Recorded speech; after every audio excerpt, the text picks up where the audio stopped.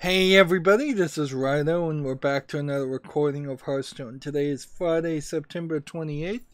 We have to get one more daily quest done where we get 3 victories with a rogue or a warrior. And then we can move over to the European account.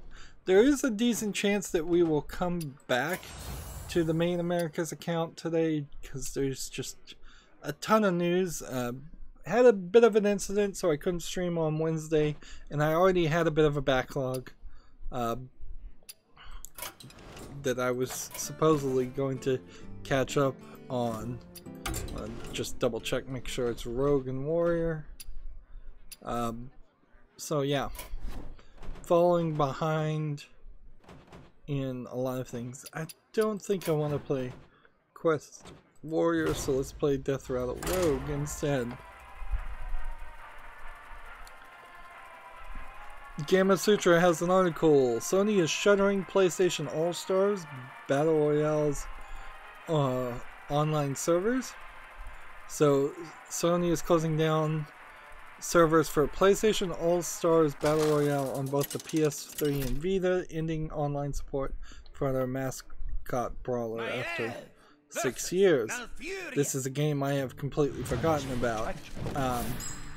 So it was basically a Smash Brothers clone, I guess is the best you could call it, except for with the PlayStation famous people, famous characters when it came out 6 years ago, so not even some of the more older characters. So it was Parappa the Rapper, Little Big Planet, God of War, and I don't think in the looking back now, Little Big Planet really holds a candle in history. I think it's easily forgettable. In the God of War series, it's now Dad of War. Parappa the Rapper does have its niche following, but even at the time of release, the PlayStation All-Stars collection more highlighted the fact that PlayStation had failed to develop and maintain any All-Stars or mascots. There's a list of characters that I can fairly guess were not in All-Stars that should have been, such as Crash Bandicoot, or the character from Heavenly Sword, I don't even know her name. Nathan Drake, I bet, was actually in the game. But yeah, there's... Oh, oops. That is an oops. A tactical error. Let's see.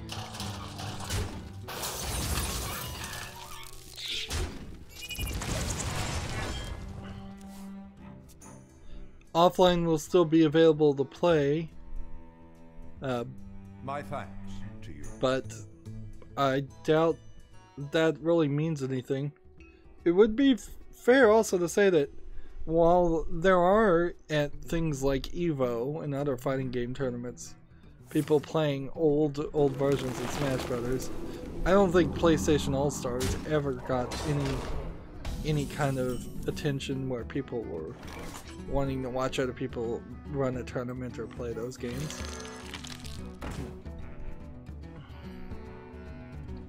Let's see.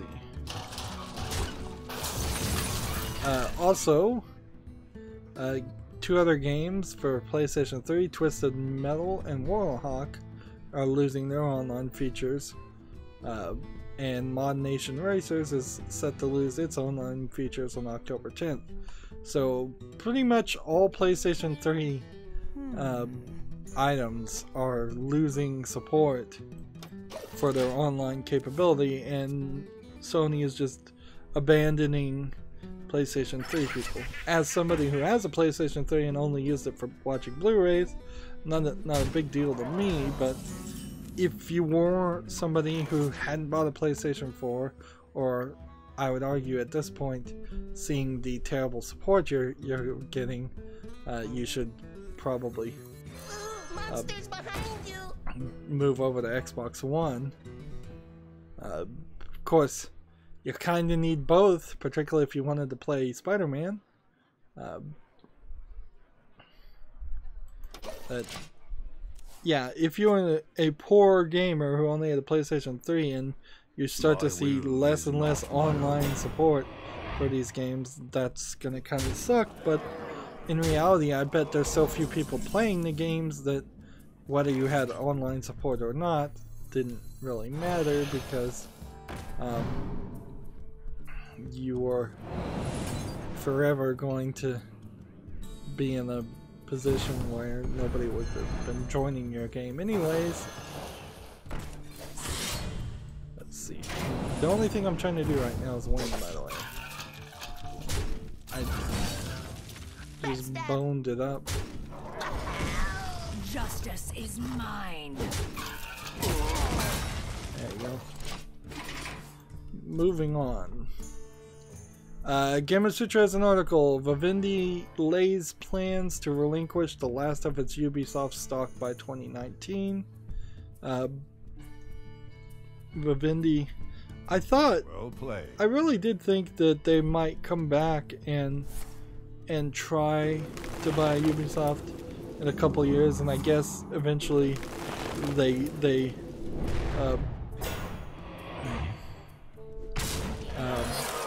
eventually might. According to this article, part of the deal in which Ubisoft instead got investors like Tencent and the Ontario Teachers Pension Plan, which is interesting, of course.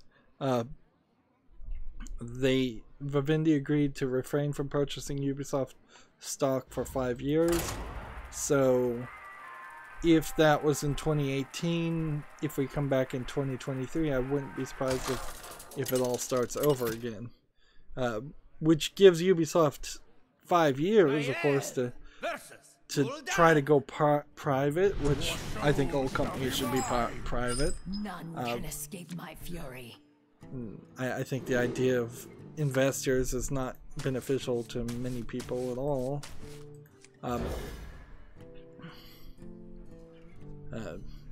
At the very least, it's anti-consumer in lots of ways. As you can see with Telltale, and we'll get to more Telltale news later on. Yeah, so Vivendi may come back, but for the time being, they're selling their stock and moving on. I wouldn't be surprised if Vivendi moves on to trying to purchase some other corporation in the meantime. Alright, we've got a game on Steam called Ball Run and Rush.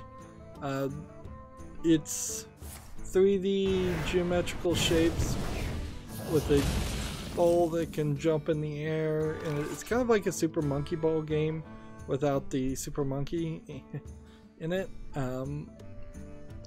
Honestly, for games that I've seen that are just all polygons, this one has a little bit more polish on it. It looks a little bit nicer. Sure, the skybox and the areas around the platforms that the ball is rolling on, which are these brightly colored, simply textured platforms, like the surrounding areas are just asset flips. But somebody did put some effort into this. Justice is mine. Unfortunately, the problem you run into with this is there's, even with the most amount of polish, when you actually get to something along the lines of Super Monkey Ball, the game is still kind of generic and boring. Like, I don't know how many actual regular players would want to play a game like Super Monkey Ball. I've seen a lot of speedrunners run it. It's a fan favorite as far as running games. But real people, regular people, they don't want to play something that's simplistic. Let's see, this game is 5% off for $8.54, so it's a little too expensive. It has 4 zones containing 5 levels each and a bonus level, so you're not getting a significant amount of levels too. It's actually not a bad first release for this developer. If you're willing to go as far as saying that first releases from developers shouldn't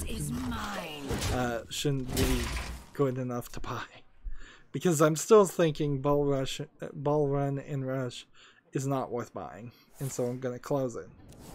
But I kind of have to applaud it too. It's not a terrible low effort game. It's just a bad concept of a game in general. Honestly, for me, if somebody made a new Super Monkey Ball and put it on Steam, I still probably wouldn't play that game. Let's see. My shield for Argon. That. Attack. Attack. Attack.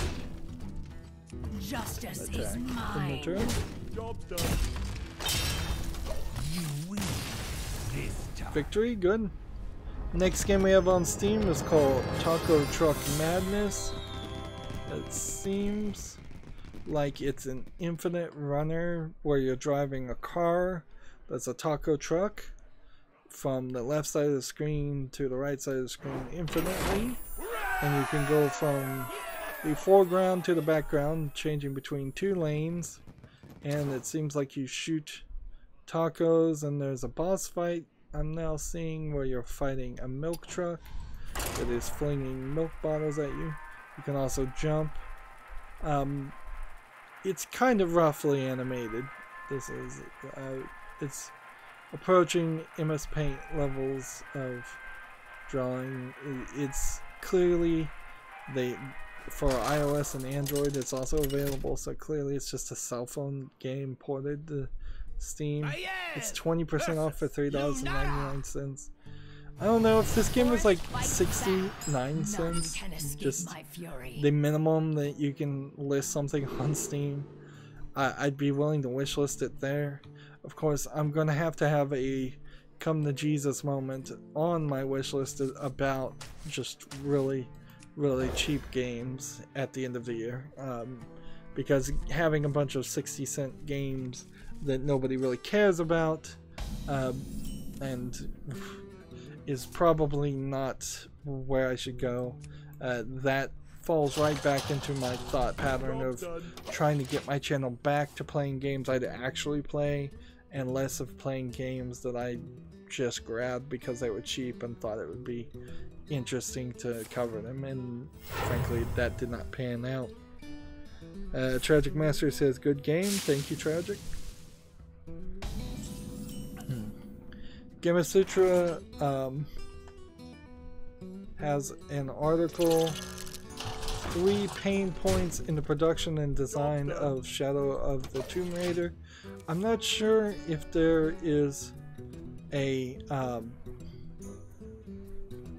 enough time today to go through articles like this, because this really is developers talking about the development of a game, 2 other developers, as Gamasutra often is very developer focused.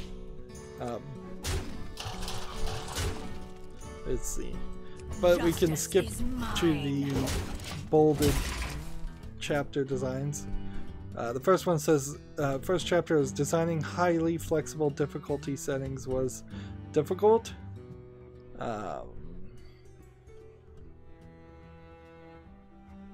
Let's see. The next section is the production nightmares of characters speaking their native language. I've heard some criticism certainly of that too, where Lara Croft, I believe in the game, only speaks English.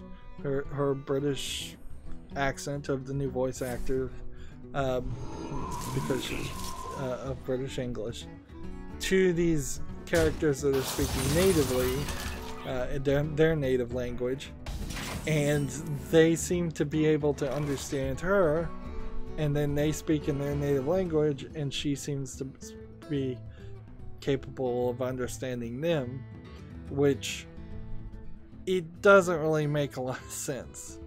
Like, it would make a lot more sense if Laura was written in a way that she was speaking to herself or English speakers a lot, and on rare occasions she would come up to somebody who doesn't speak English and should not be expected to speak English, and then she speaks their language. Because heck, she's supposed to be an archaeologist, and part of being an archaeologist might be understanding the cultures of others enough to communicate with them. Or, you know, it also opens the door to having a translator character that you could write and use.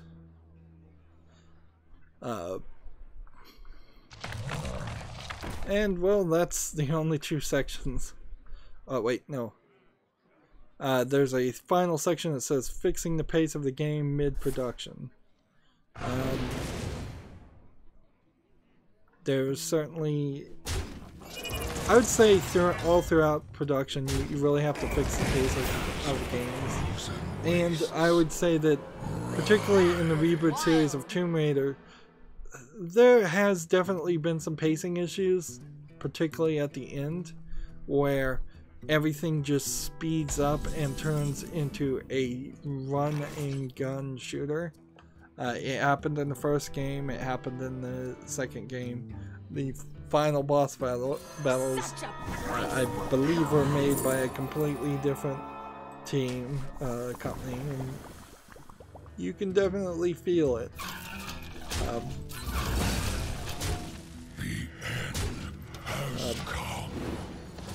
And then in the middle of Tomb Raider games, particularly if you're trying to do everything they want you to do, the games can also get long and drawn out and boring if you're just running around trying to find all these collectibles and artifacts. That was part of the criticism of the first game, and even the second game not feeling like it had enough tombs, or that the tombs really had anything to do in them. And so instead of raiding tombs, you often were running around a map either hunting animals or finding little collectibles that were buried in the ground. The number of pickups and collectibles in the game should, I think, be significantly reduced. Probably eliminated, like, in favor of tombs. But I could go on criticizing Tomb Raider, and I probably will when I get around to playing the final game in the trilogy. And then even though I think the reboot series fails to really capture the ideas of what the original Tomb Raider game was, original Tomb Raider series is, as somebody who hasn't played the original Tomb Raider series, I don't think they did a good job. So who knows what somebody who loves the original Tomb Raider series thinks. And they really just turned it into Nathan Drake 2.0, is the criticism I've heard. Even setting all of that aside, and the fact that I'm disappointed, I'm still enthusiastic enough to want to play the next game in a new reboot. See it, particularly as long as they're going in different directions with a character, which is what I think you have to do. I don't think you can have the same Lara Croft type character. Justice is mine.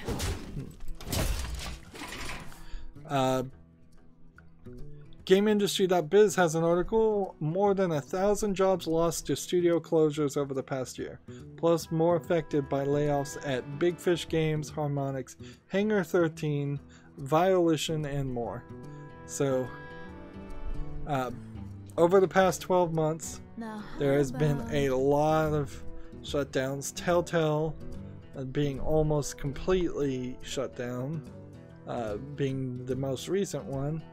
But I think the GameIndustry.biz is doing some decent journalism here to just remind people, hey, this has been going on all this year. So the economy in the video game industry in particular has not been great,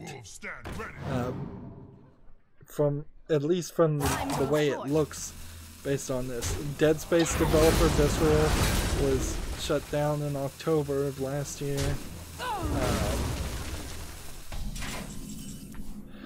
Let's see. Well played.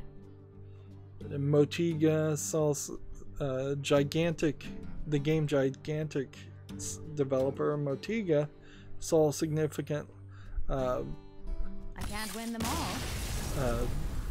Was shut down. Let's see if we can list. CCP is exiting the VR business, leading the closure of their Atlantic studio. Marvel Heroes developer Gazillion Entertainment was forced to close down. Some of this very specifically had to do with just the fallout of Disney pulling out of the video game market. Also, a lot of these companies are like very entangled, if not directly owned by big publishers and developers. Whereas if they were small indie companies, they might have lasted a little bit longer. Bartlett Jones, the developer of the Bartlett Jones Supernatural Detective Agency,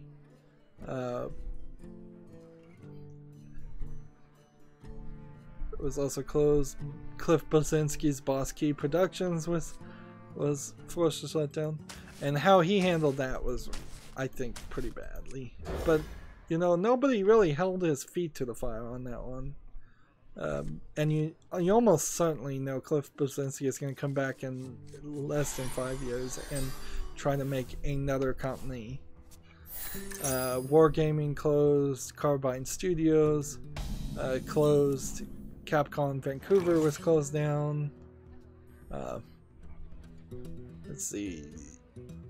More layoffs happened at the Chinese Room and Volition and Harmonix and Wooga, Wooga, haven't heard of that one.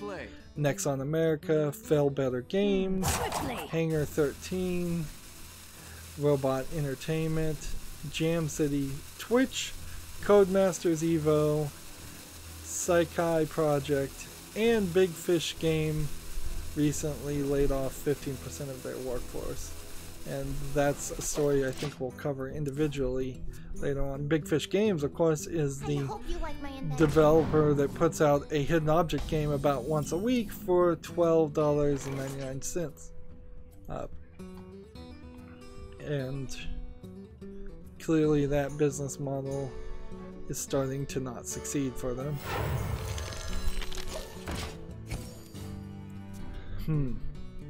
Here's an interesting game. It's Droi, D-R-A-O-I, and in the description it says Droi, pronounced Dree, D-R-E-E. No, it's not.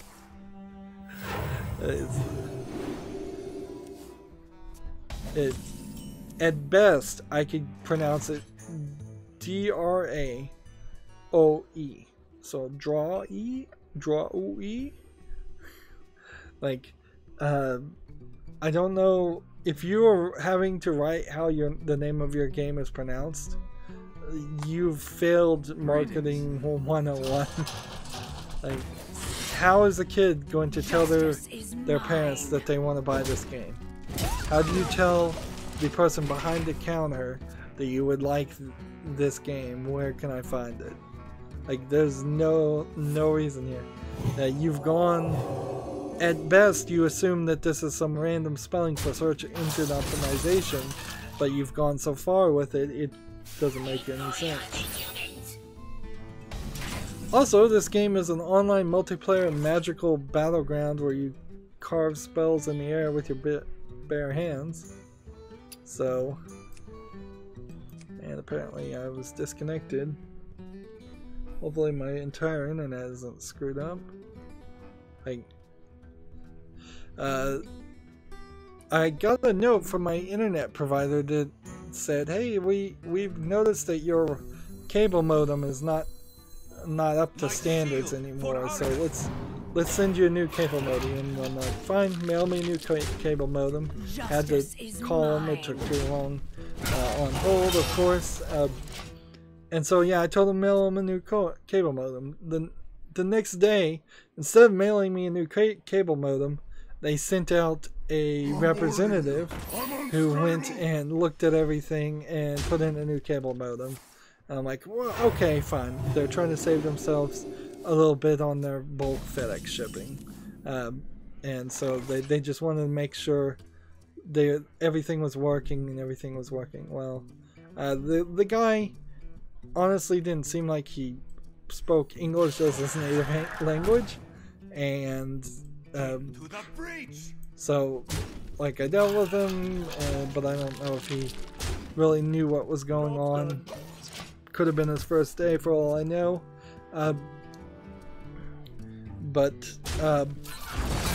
So after the guy came and switched out the cable modem, gave me a newer one that wasn't actually as high of a quality as I'd wanted, because I was hoping to get a DOCSIS 3.1 cable modem just in case I ever need that, and maybe get up to IP version 6 instead of IP4, which we've been stuck on for a very long time in networking. After he came and gone, the next day I got in my email, "Hey, your shipment has shipped," and I thought, oh, okay, well their system is just messed up, and they're not really going to mail me a new cable modem like they said they were going to do after the guy came and already gave me a new cable modem. And then a couple days later, a new cable modem showed up, and luckily enough it actually was a DOCSIS 3.1, so I said, okay, whatever, I'll switch out the cable modem I've had for less than a week with the new cable modem. Which, I mean, they really need to get their stuff together, because they clearly paid an employee for several hours of work to come out to my house for no reason whatsoever. But heck, if that's how they want to run their business, that's fine by me. But yeah, if anything, internet speeds and everything should work faster and better, theoretically, but that always is, when you change anything, there is this slight fear that something is gonna change for the worse instead of the better. As for this game, Droid, D-R-A-O-I, it's 30% off for $13.99. It's a multiplayer, it's a VR online multiplayer low effort game. No reason to continue talking about that. Let's see. Warriors of the frozen wastes. Next we have a game on Steam called Rounders Arena. This literally is MS Paint level graphics. Let's see. They say it's an arena platformer game. To me, it seems like it's a video game programmer's first year project. It's really, really ugly. It's 15% off for $3.39, so it's also really expensive, and I certainly have seen enough to close that tab and move on. It silenced my guy. Think. Monsters behind you!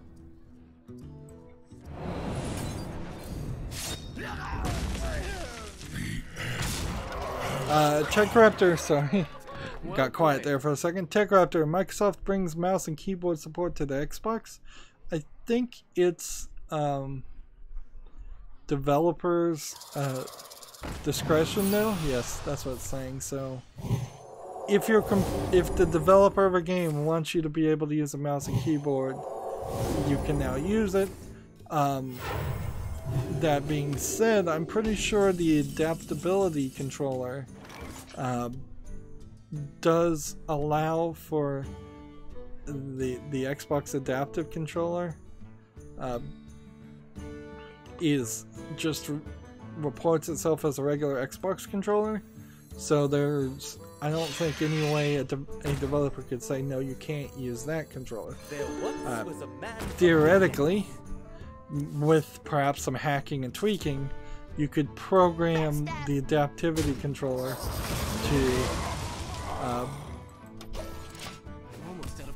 to use at least a few keys on a keyboard as a translation to pressing it a few buttons like the WASD to up, down, left, and right on the D-pad. Of course, there's plenty of ways you could hack that anyways. If you just absolutely have to have mouse and keyboard in games that absolutely don't want you to have mouse and keyboard support. It really should just be an opt-out feature, because any game that doesn't support it at this point is going to suffer the wrath of people who actually want to play with mouse and keyboard. And it's just going to cause complaints for no reason. Well played. Justice is mine.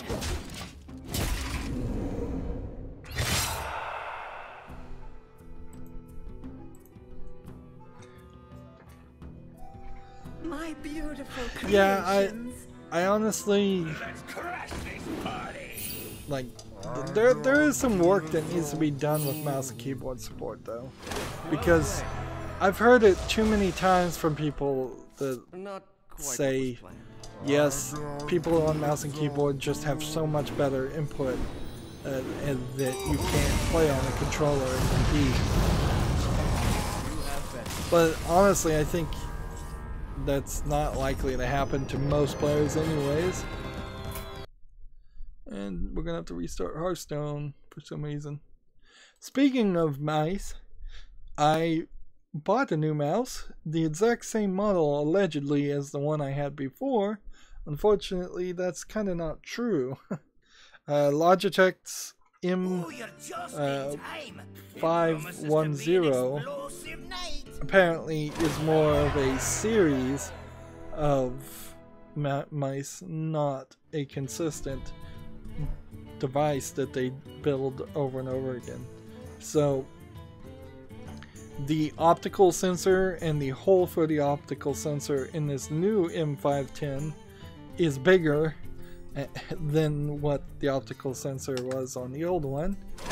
The Logitech logo laser printed on it is different. Otherwise, the general layout and build though, and it came with its own batteries. I'm actually surprised on that one. Hey, well, we got everything done, so I just came in here, I guess, to prove that we got everything done, and we can move over to the European account. But yes, now that I have a new mouse, everything is working way better. I literally, I have to assume, broke the mouse, probably by dropping it as much as I do. I tend to do. Tragic Master said, good game again, thank you. Where have your journeys taken? So, yeah, my old mouse was just worn out and broken. And it's kind of weird to have worn out and broken wear out a mouse. I guess that just goes to show how much I can't re-roll any of this. We have a challenge a friend, so if anybody's on the European account or can hop on to the European account, that would be great. Of course, you would have had to play through the introductory stuff, and that certainly would be no fun. I guess I got really lucky making a European account and going through the setup, because the new new people who do that are going to have to start much lower in ranked. They're going to change it to like a rank 50. I need to win a bunch of tavern brawls and druid class cards while we're at it. So we'll try to win 3 druid tavern brawls. Let's see. Whenever a minion dies, gain 1 mana crystal this turn only. Interesting. Let's see. Gain a mana crystal this turn only. Deal 1 damage.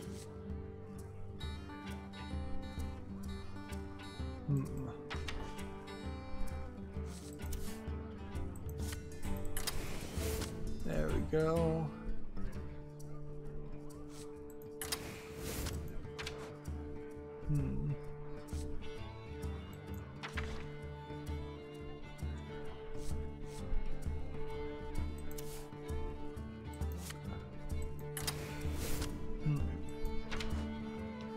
Yeah, I'm not 100% sure where we're going with this one. I was thinking Jade Golems.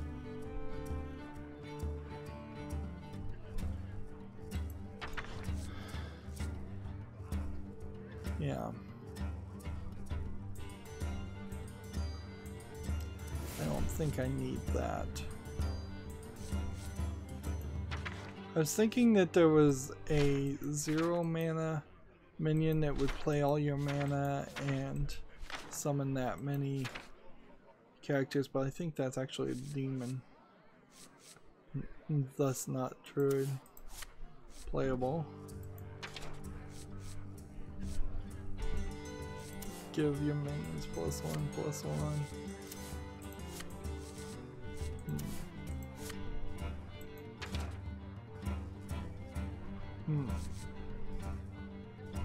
Like, do I not have living crystals?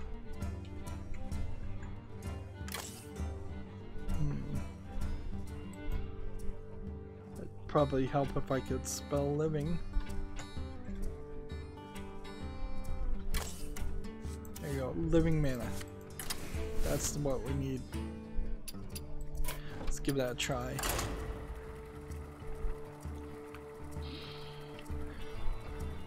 Let's see. We have a game on Steam called Pit Blocks 3D. It is Tetris in 3D with some low effort, ugly backgrounds and some low effort, ugly textures, in my opinion. 20% off for $7.99. No, thank you. Close that tab. Let's see. Versus Malfurion. I must protect Gamatsu has an article, Haunted must be Dungeons, preserved. Hayaki Castle, Hyakki, update adds a free dungeon map called Revenge of the Doman, D-O-M-A-N. Let's see. This is a game that is on, let's see, it seems to be PS4, Switch, and PC. Gonna play this and this. I'm gonna hold on to this, I guess. I'm just holding on to everything.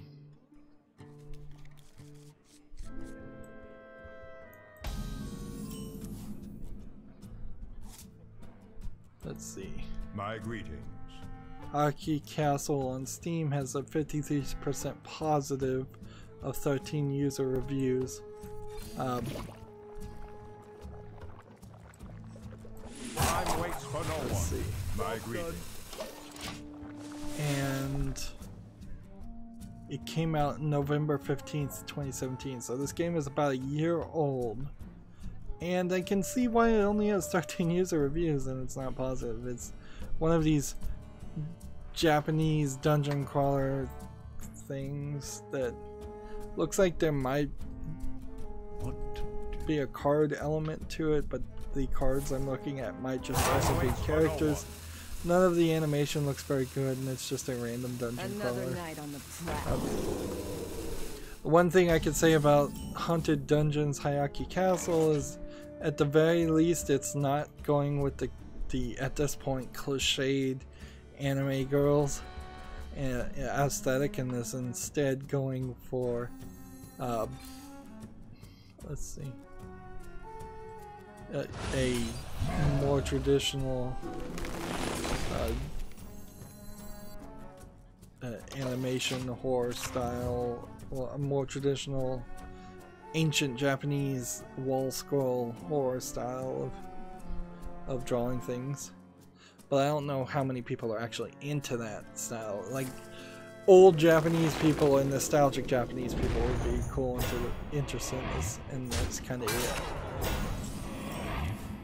But yeah, they've added a new dungeon for whatever little that is worth.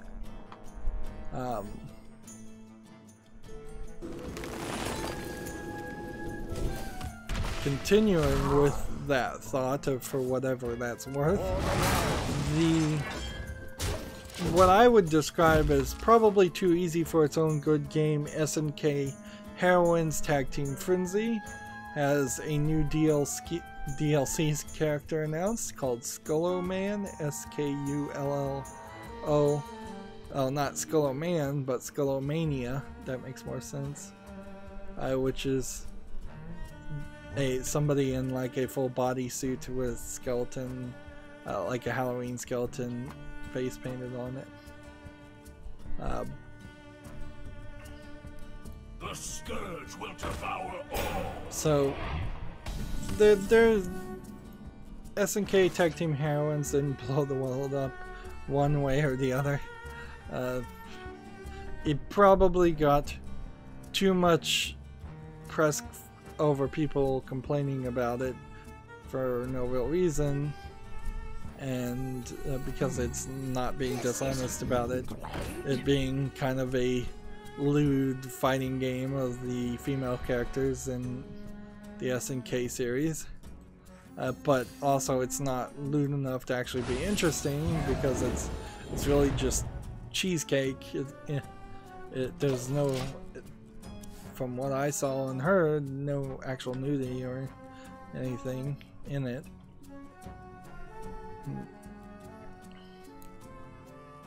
So all in all, it just seems like it's an oversimplified fighting game that's just kind of boring. Let's see.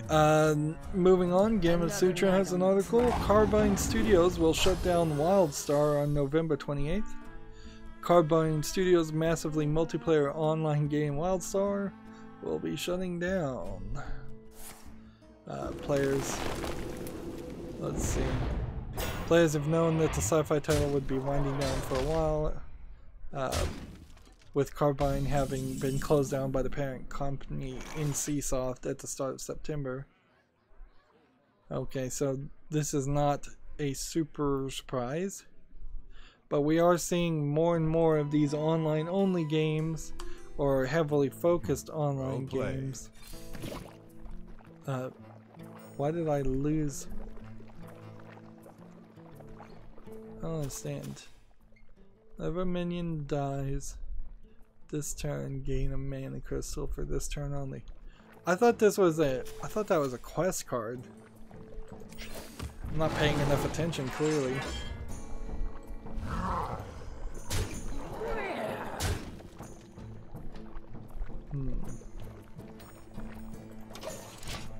So I've played that card twice for no reason. Game Industry .biz has a similar article to its previous article, but now it's titled 2018 will go down as the year of the bad employer. Telltale was just the latest in a parade of game dev horror stories likely leading to unionization. That's a big jump, certainly, but this one more goes to talk about accusations against Quantic Dreams being a racist, homophobic, sexist studio. Naughty Dog denying workplace misdeeds and suing the reporters involved. Let's see. And there's more and more incidences that we've covered earlier this year. Then it goes on to mention arena nets. A lot of these, though, simply like this article tries to put a lot of incidences together in one basket and leave all the nuance out of all of these stories. Like ArenaNet having to fire 2 of its riders was not an example, in my opinion, of a bad management. Maybe there was bad management that led to letting the ArenaNet riders feel that they were free to insult their customer base publicly on Twitter, which led to those riders being fired. But yeah, I think it's a stretch to say that was to characterize it as just, oh, they fired 2 riders for no reason. There was very good reason.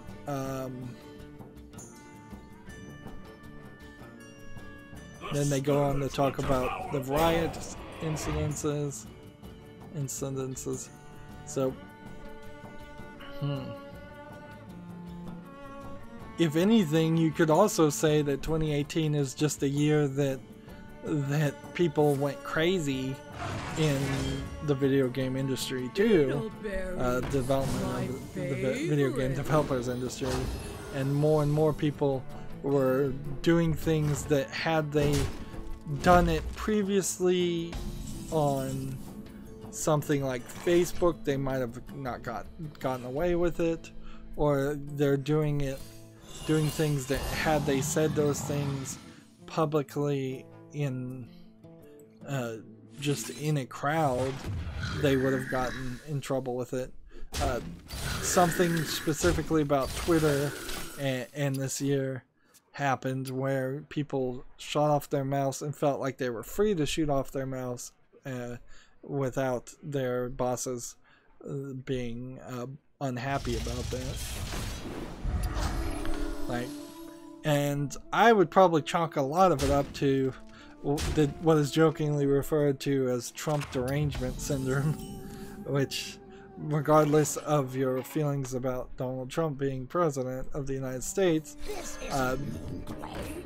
there's undeniably some people who went off the deep end, seemingly triggered because of that incident.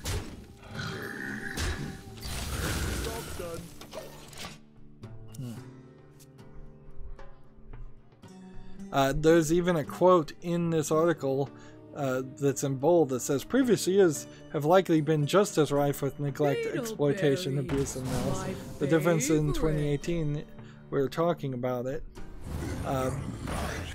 And again, though, I mean, it really is going to have to come down to every single incident that you've heard this year and how you feel things were handled and things were done. I mean, if you're making the argument that jobs suck and bosses suck, I'll agree with you, and they often are unfair and they often do unfair things. Sure, I'll agree with you. That's true universally. But I think a lot of this often feels like the video game developers want special privileges, special attention, special permission to act in a way that other people would get in trouble for, with no consequences whatsoever. And a lot of these stories don't really line into that at all. I mean, you can't really... So far, I've seen no evidence or any argument that Telltale's laying off its entire company has anything to do with bad management in the way that it's being developed and portrayed in this article. It was bad management because of them investing and getting into bed with investors and them not paying people to develop a better engine and instead taking too many jobs and causing too much crunch to happen.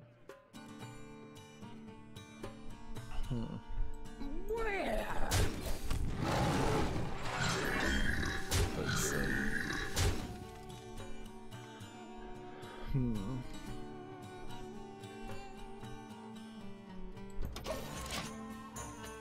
But yeah, you can read that Game Industry Biz article in full if you're so interested. Moving on, we have a game on Steam called Deep Space Waifu: Fantasy. This sounds like it's going to be an entire series of these games.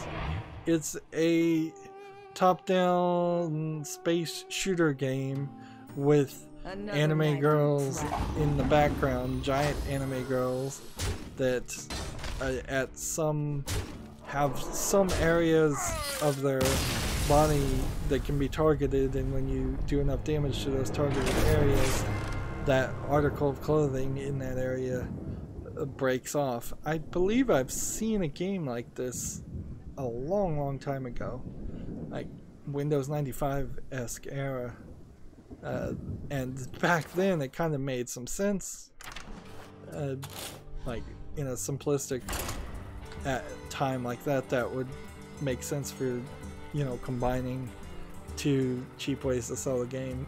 This game is 30% off for $1.39. It really falls into a similar to like a strip poker style game. It's tagged with nudity and sexual content, so I think it's not going to hold back on that. Anytime I see a game like this, I really have to question whether they actually paid for the licenses of any of the characters. There's another game that they came out on December 7th, 2017 called Deep Space Waifu Flat Justice, which I assume that's an indicator that the girls are going to look a little bit younger and have a flat bust size. And then the original game, Deep Space Waifu, came out May 31st, 2017. But I've seen this idea before in games. It's not a new concept. It's not particularly a great concept either. Particularly in modern times, it's just like, you know, porn is free on the internet. Do you really need to pay that any money whatsoever to see it in video game form? I have to decide which cards I want to keep. Let's see.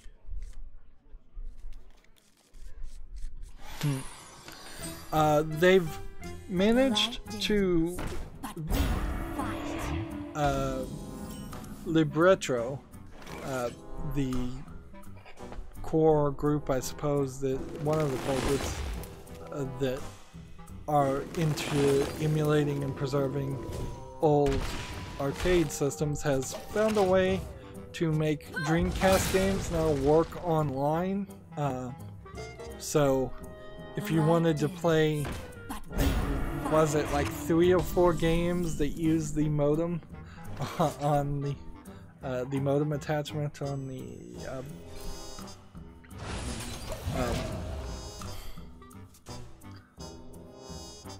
they used a modem attachment on the Dreamcast. Well, now you can play those online. Of course, Dreamcast games are pretty old, so you'd have it's mostly, this is almost 100% for like Phantasy Star Online, I believe was the name of the game.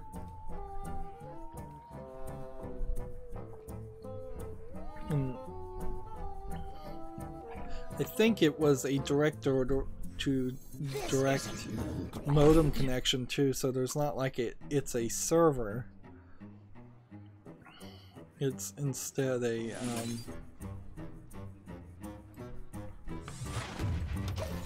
just 2 players connecting to each other directly. But yeah, there's not a lot more to say about that. Libretro is consistently and continuously adding new abilities and new functions. It works a lot better for these new functions, in particular when you are not playing on something like a Raspberry Pi, which is, relatively speaking, a pretty weak piece of hardware compared to a PC for emulation. Next we have a game on Steam called Infinity. It says Infinity is a simple game, it has simple objectives and a simple goal. That is the description you would get from somebody who does not speak English and is trying to sell the product. To be fair, every single screenshot does show that this is a simple, what I would call very low effort game of just white polygons and a skybox area. A simple Unity style game. It's 33% off right now for $3.34, which is way too expensive, so I'm closing that tab. Like, ridiculous. Right.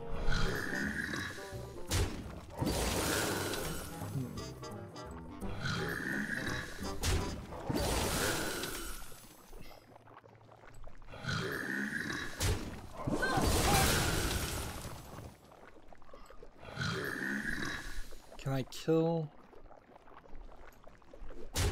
this? Time waits for no one. Do this.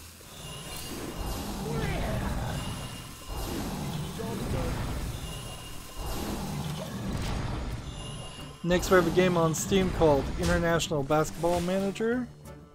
Let's see. All these games that are these manager games came out right, I think, when fantasy football started in the West, or in the United States.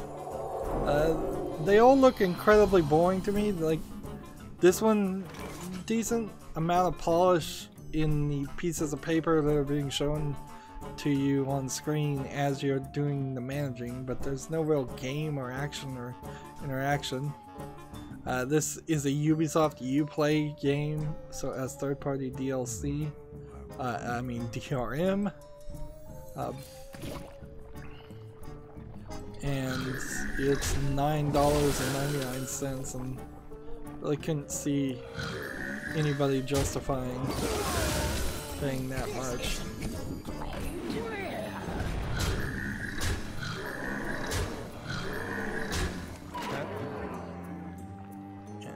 Turn. Yeah, I don't really think there's anything else to say about this game other than it's also in early access. This dungeon reeks of magic. We have a game on Steam called Dance Collider. It's a dance and rhythm game in VR. Dance off against 8 unique characters, each with their own music and dance style.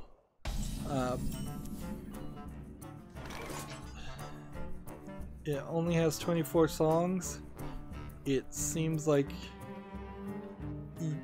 you're seeing your competitor on the other side of the screen, and there some nicely animated 3D CG characters that are dancing, and it seems like their moves and their actions swing some kind of energy pulses towards you, and you're supposed to swing them back to them with the controllers. So it's almost this like dance fighting action. It's very, everybody's in like cyberpunk-esque outfits. For the wild.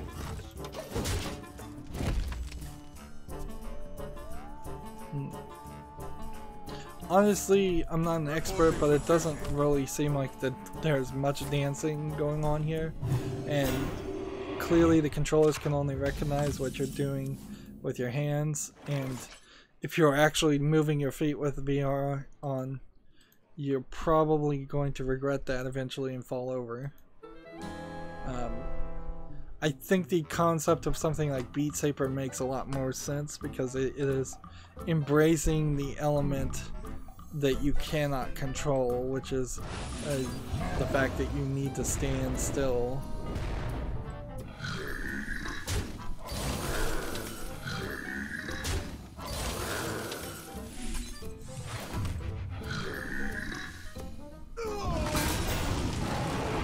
Seriously. Well played. There we go. The battle is over. It's Dance Collider's early access, 10% off for $17.99. It has some interesting 3D models, but the game itself doesn't look interesting enough, and that seems like a pretty high price for a VR game, particularly.